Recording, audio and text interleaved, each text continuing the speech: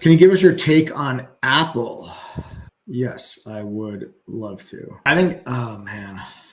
Oh, this is tough. I think Apple's also at a level of resistance. I do. I think these tech stocks are due for a pullback in the next day or so.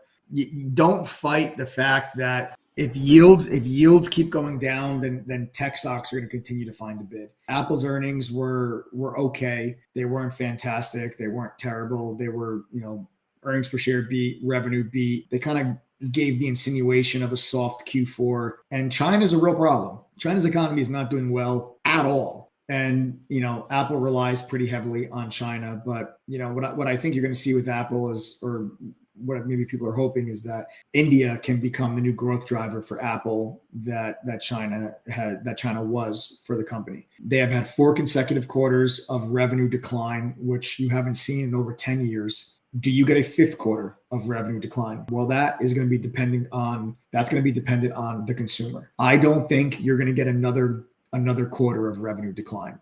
Q4 is usually Apple's biggest quarter because it's such a hot gift for loved ones and friends. People, oh, it's Christmas, it's the holidays. What do? People buy their loved ones the Apple Watch. They buy the iPhone. They buy, our parents buy their kid the iPhone, or, people, kid gets his girlfriend the AirPods. Like, people buy Apple products as gifts.